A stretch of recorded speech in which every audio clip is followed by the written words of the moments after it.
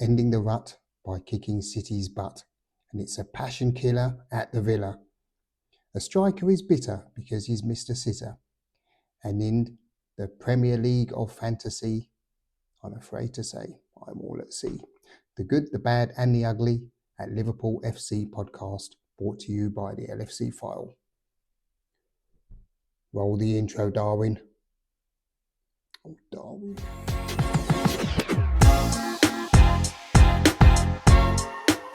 Welcome back, one and all, for the latest episode of the Good, the Bad, and the Ugly at Liverpool FC podcast, brought to you by the LFC File and myself, yours truly, Ben Green. Thanks for stopping by.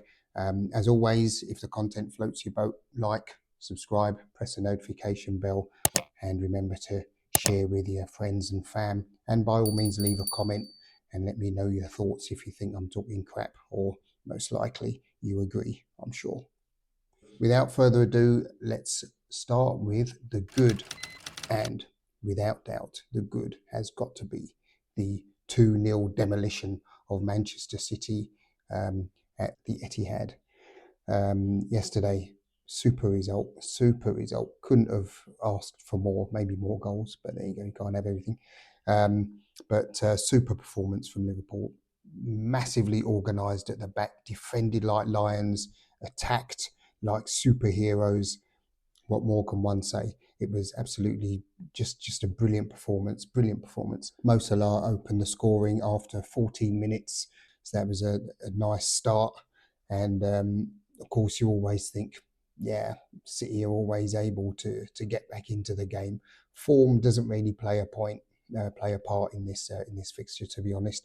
And Szoboszlai sent the Liverpool fans into dreamland on 37 minutes when he fired home from distance. So also assisted by Salah, of course, for fantasy Premier League fans. We'll come on to that later. But yeah, 2-0. Second half, I wouldn't even say it was squeaky bum time for Liverpool, actually. It was just a really solid, stout performance, actually. So, quick look at the match stats. Liverpool, 8 shots against City's 16, 4 on target against City's 5. I actually didn't, I suppose, yeah, they had a few shots. Their only player, I would say, was Jeremy Doku. He had young Trent Alexander-Arnold. Well, he's not young anymore, but Trent Alexander-Arnold busy the whole evening. But fair to say, I think Trent done all right, actually, because Doku is a tremendously talented player. But what I liked from Liverpool is the way they had this back five. They went into a 5 when City were attacking, and it was mainly Gravenberch who was going back from the 6th position and going alongside Robertson there on that left side. So great, really, really organised. I think that's the best defensive performance I've seen from Liverpool in many a match. I wouldn't say many a year, but certainly in over recent form where we have been a bit sketchy. Let's be honest.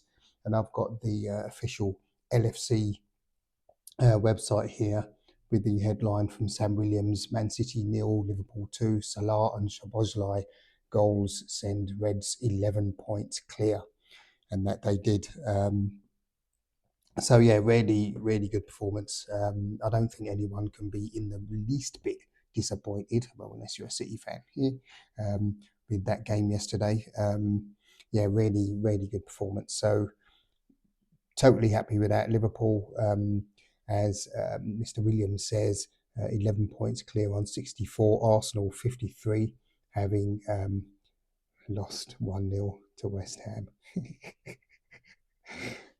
As I've said previously, the thing with Arsenal is they've always got a loss. They've always got a loss in them. You can't really sort of bank on them to win a game. This is a thing you can bank on Liverpool not to lose. This is for sure. Maybe to win, yeah, pretty likely. To draw, okay. But when you look at the table, we've lost one game. all season. And Arsenal, yeah, I'm not going to go into is Arteta the right man for the job, because he didn't stay there for me.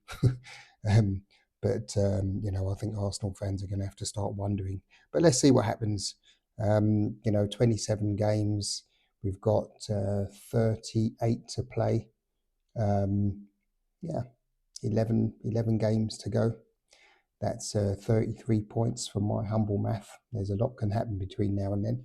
So let's keep plugging away. Let's keep plugging away and hope the boys can bring it home. And that brings us swiftly on to the bad. And the bad this week is the 2-2 draw against Aston Villa on Wednesday. Not so bad, to be honest. I think most things are rosy in the Liverpool garden at the moment. But if there was something that was bad, it's probably that. Liverpool having took the lead, you would have expected them to kind of close that out, to be honest.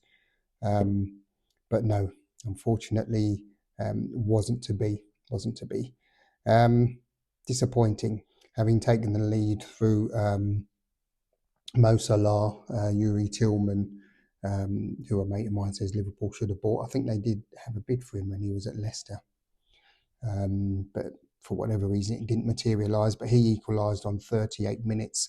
And then Ollie Watkins put the hosts ahead in the dying seconds of the first half. Huffed and puffed in the second half. Liverpool pretty unconvincing, to be honest. But then when Trent got his goal on 61 minutes, you thought, okay, at least we can probably get a point from this. And then Nunez misses a sitter, and then it's pretty much all over. What's his name? Marlon. He had a chance right at the death for Villa, which luckily just whispered about this much past the post. God. I think a draw was a fair result at the end of the day.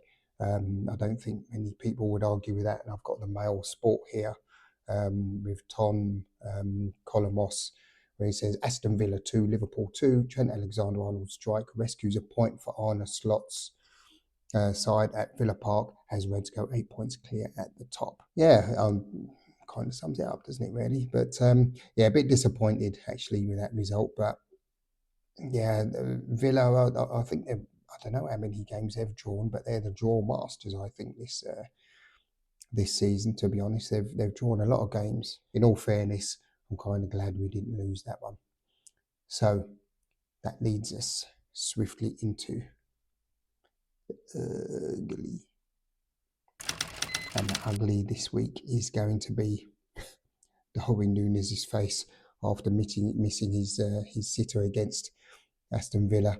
I've got the Mirror here with Mark Jones' headline, Darwin Núñez's dressing room reaction to Liverpool miss speaks volumes as Arne Slot tells all. And I don't think any of us need reminding about Núñez's glaring miss against Villa during the week.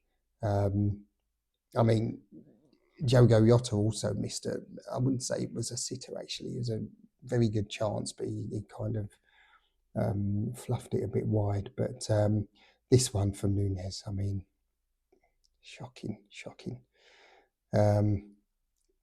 As I often say, I'm not convinced, Here where Mark Jones goes on to say Darwin Núñez missed a golden opportunity to put Liverpool 3-2 ahead at Aston Villa on Wednesday evening, but the Uruguayan forward fired wide of an open net, and fire wide he did. Very disappointing. As I've said previously, I'm not in the Núñez camp. I think he's a very good player technically, and he has got a very good touch, but his finishing, it's just awful. I've said before, and many people have said as well, he makes the difficult look easy, and he makes the easy look, ridiculously hard, as was the case on this occasion. I feel for the lad, but at the end of the day, what can you do? all things considered, I wouldn't have said Liverpool deserved to win that actually, but this is how it is in the champions title running. Let's say where there's this winning ugly concept. So winning ugly, I think most of us would have gladly taken on Wednesday night. Anyway, we move on to the weekly update for the world-renowned FC Akian Salfish Fantasy Premier League team. And here I've got the scores on the door, 67 points. Not great. There's a reason for that, because you'll see Ollie Watkins is still in the side, and I did mean to bring Isaac back. Where's me Isaac back? But I forgot to make my transfers on Friday. So yeah, didn't do that, and he went on to score a brace, didn't he, against Nottingham Forest in the 4-2 win. So not massively happy with that, but there you go. Mo Salah, the man of the moment, of course, as captain with 28 points. Munoz at Palace, 13 there, after scoring and keeping a clean sheet in their 2-0 win over Fulham. So very happy with that. Alexander-Arnold got 6, Wood got 5, got an assist in the 4-3 defeat at Newcastle. So could be worse. I'm still in there with a shout. And on to the league situation on the Düsseldorf Super League. I am 102 points to the good. They think it's all over. I've eaten into my lead a little bit more. He's got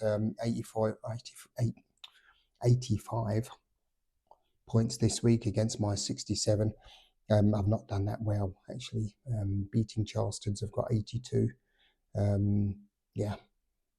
Not great, but could have been a lot worse. I think it's third highest score this week. Like Liverpool, I think I've got that to lose this season. Onto the League of Kings, and 106 point lead over Land and Sea. Mr. Gale getting 79 points there. FC Bazenga getting 87 points.